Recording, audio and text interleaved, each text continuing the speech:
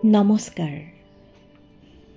কবিতা ভাল পোৱা বন্ধু বান্ধৱীলৈ শুভেচ্ছা জনাই মই মিতালী গগৈ কোঁৱৰে পাঠ কৰিবলৈ লৈছোঁ ডক্টৰ মঞ্জুৰী হাজৰিকাৰ এটি হৃদয়স্পৰ্শী কবিতা মাথো এবাৰ ঘূৰাই দিয়া। মাথো এবাৰ ঘূৰাই দিয়া। সন্তানৰ সেই প্ৰথম কপাহ কোমল স্পৰ্শ কি যে এক অনামী অনুভৱ।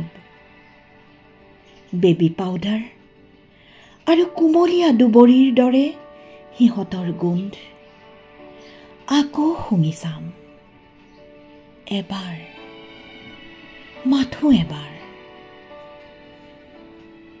সেই যে টোপনিত হহা আৰু টোপনিতে কন্দা, পৃথিৱীৰ সমগ্ৰ ভৰসাৰে খামুচি ধৰা মোৰ হাত, চাই হেঁপাহ নপলোৱা নিষ্পাপ মুখ, এবাৰ ঘূৰাই দিয়া সেই পল, মাথো এবাৰ।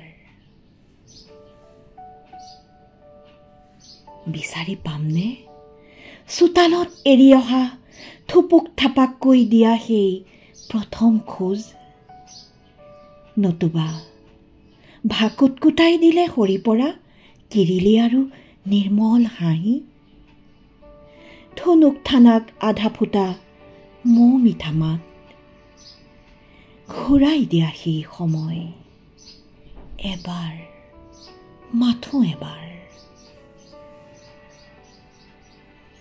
সেই যে প্ৰথম মা বুলি মতা আৰু মাকেই কেন্দ্ৰ কৰি সিহঁতৰ পৃথিৱী, প্ৰথমটো দাঁত, প্ৰথমটো মাত, প্ৰথম জন্মদিন, প্ৰথম পাঠ, প্ৰথম বন্ধু আৰু অনেক প্ৰথমৰ মিঠা স্মৃতি।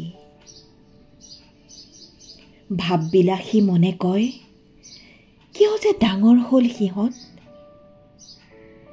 কি অমূল্য সোণসেৰীয়া সেই সময়।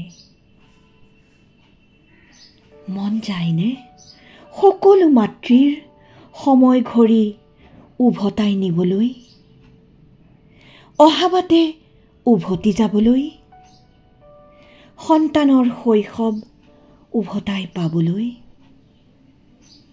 মন যায়, বৰ মন যায়। মাথো এবাৰ ঘূৰাই দিয়া। ধন্যবাদ।